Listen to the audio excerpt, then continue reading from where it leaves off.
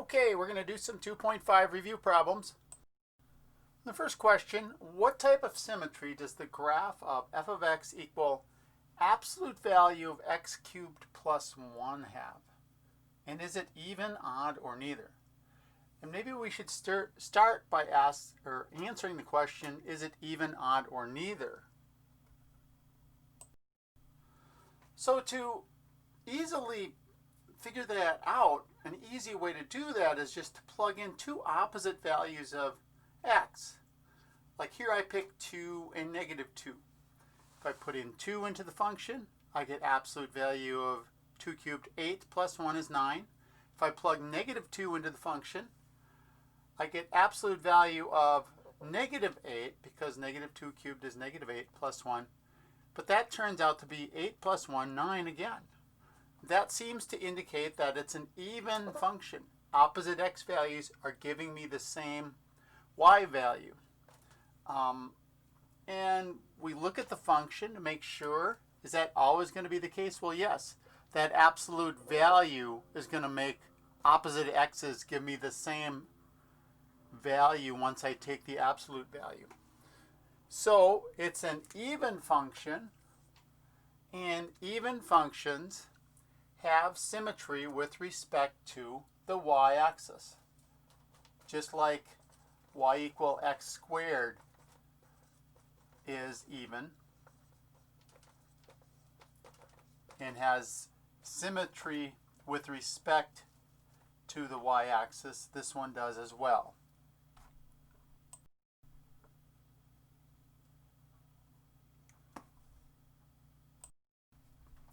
Okay, our next question, what type of symmetry does the graph of g of x equal x cubed plus 2x have? And is this function even, odd, or neither? And again, we should first answer the second question, is it even, odd, or neither? And then we can know what type of symmetry it has. So again, plug in opposite values of x. 2 and negative 2 again would be a good choice, and see what we get. So here we plug in 2 into the function. We get 2 cubed plus 2 times 2 makes 8 plus 4, 12. Plug negative 2 into the function. Negative 2 cubed plus 2 times negative 2 makes negative 8 plus negative 4, negative 12.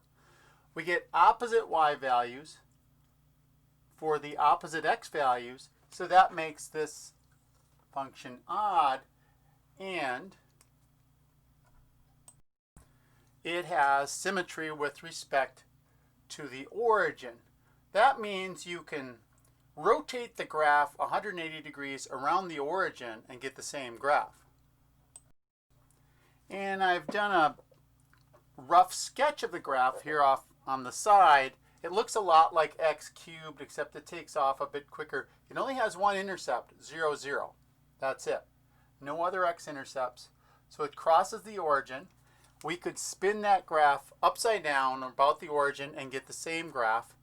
That's what it means to have symmetry with respect to the origin. Okay, our next problem is the function f of x equal 2x cubed plus 1 even, odd, or neither. Again, plug in two opposite x values. So if we choose 2 and negative 2 again, plug those values in. When we plug in 2 into the function, we get 2 times 8 plus 1 is 17. When we plug in the opposite of 2, we get 2 times negative 8 plus 1 is negative 15. So they're neither the same y values nor are they the exact opposites. So that means it's neither even nor odd. So that means it does not have symmetry with respect to the origin or with respect to the y-axis.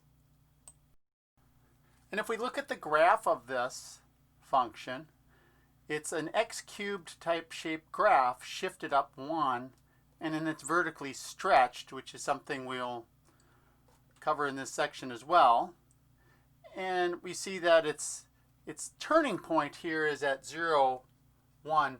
So we could say it is symmetric with respect to the point 0, 1, even though I didn't really talk about that kind of symmetry. There is a symmetry, but it's not with respect to the origin. and it's not with respect to the y-axis. Okay, next question. How is the graph of y equal negative 3 times the absolute value of x different from the graph of y equal the absolute value of x? And to answer that, we're going to look at the different stretches and translations that go on here.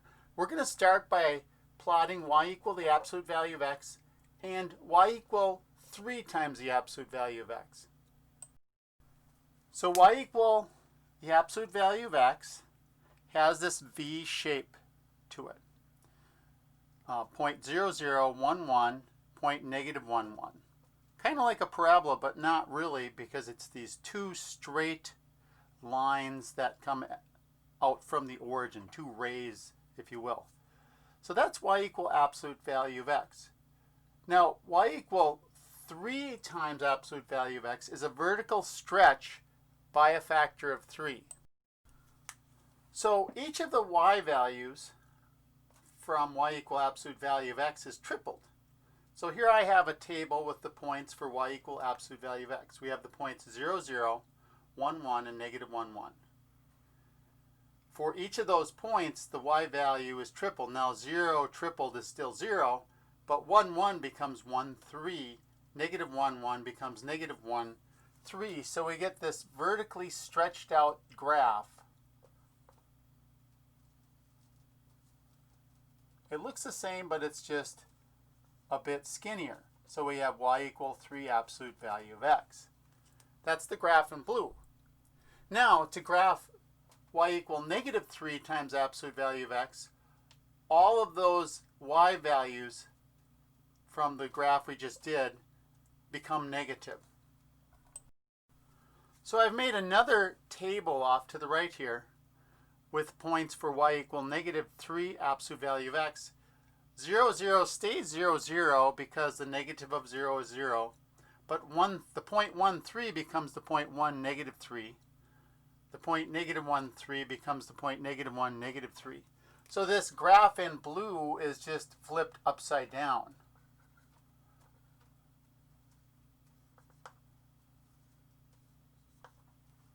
So here we vertically stretched, and then that was multiplying by 3, and then the minus sign flipped the whole graph upside down across the x-axis.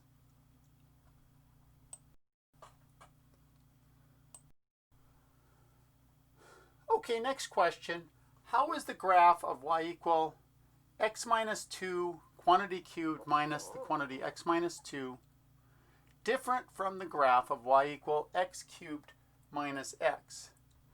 Now, we see that each x of x cubed minus x has been replaced with x minus 2. Now that corresponds to one of our shift rules, which was shifting to the right by 2 units.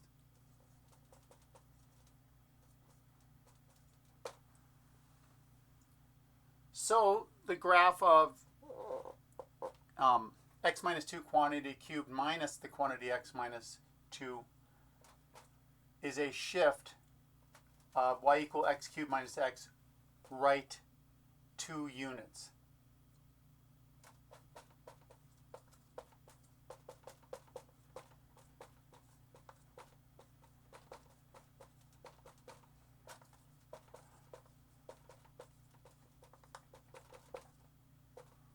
So we're shifting this graph to the right 2 units.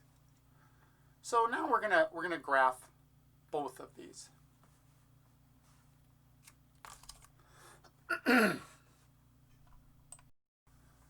So to graph the y equal x cubed minus x, we start out by finding the intercepts. When x is 0, we get y equals 0. To find all the x-intercepts, let y equal 0. We get 0 equal x cubed minus x, factor an x out. So we have 0 equal x times x squared minus 1. And then solve for x to find all of the x-intercepts. X squared minus 1 equals 0. We get x squared equal 1. So x is 1 or negative 1. So we have these three x-intercepts. So when we plot these three x-intercepts, we get 3 points that line up in a line.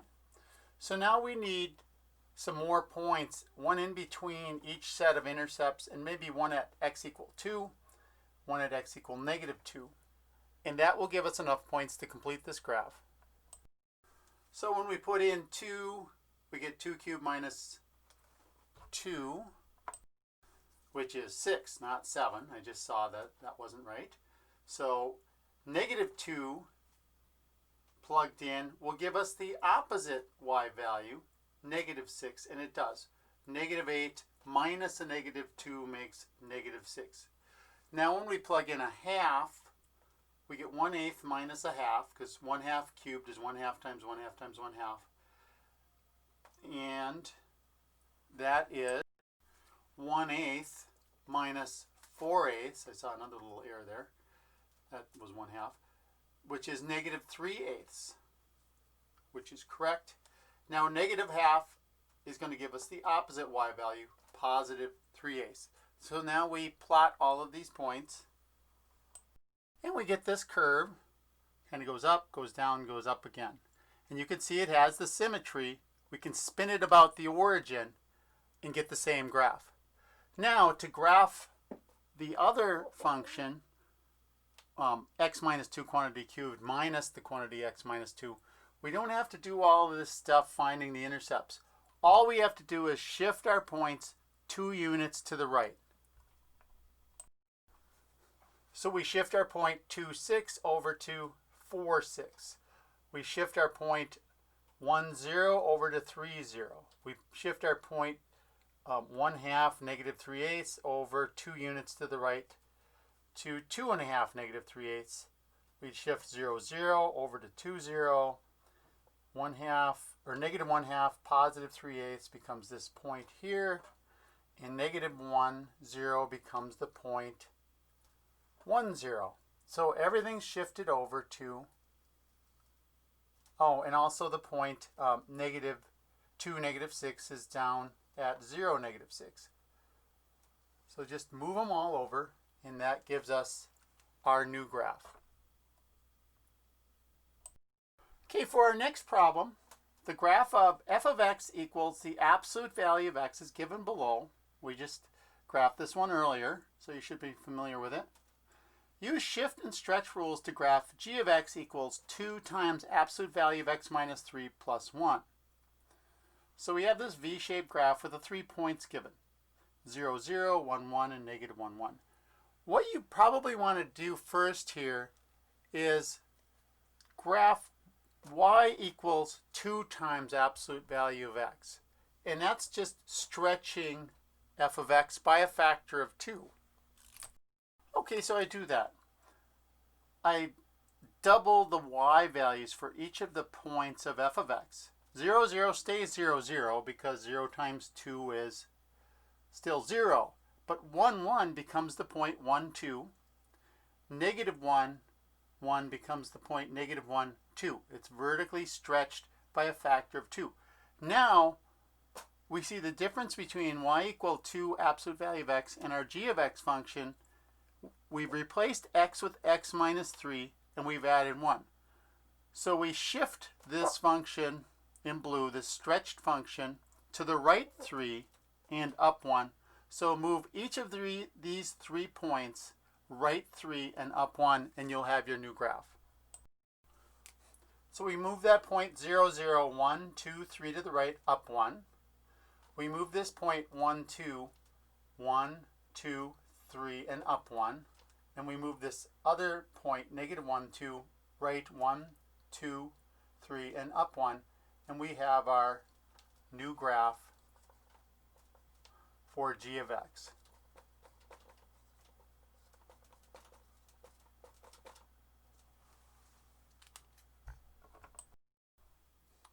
And as a check, you can plug each of those 3 points into our g of x function.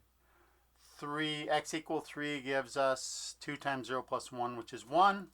X equal 4 gives us 2 times absolute value of 1, which is 3. And 2 gives us 2 times absolute value of -1, which is 2 times positive 1 plus 1 is 3. So the 3 points work as a double check. And there's our graph. Okay, given the graph of g of x below, sketch the graphs of y equal g of x plus 2 plus 1 and y equal negative g of x. So you don't even have to know what the formula is to do this problem. Although I think we can figure out what the formula is based on what this graph looks like. We'll do that afterwards. But we don't have to know the formula. Let's look at the negative g of x first. What we're doing is we're taking the negative formula, the negative of the formula. So if y were x squared, or if g of x were x squared, y equal negative g of x would be the negative of x squared. So taking the negative of the formula just reflects it across the x-axis. It turns it upside down. So this point down here goes up here. This point goes down below the x-axis. This point goes down below the x-axis. So negative g of x is just this upside down version of the given graph, reflected over the x-axis. Now for this other one, what we're doing is when we're saying g of x plus 2, we're replacing x with x plus 2.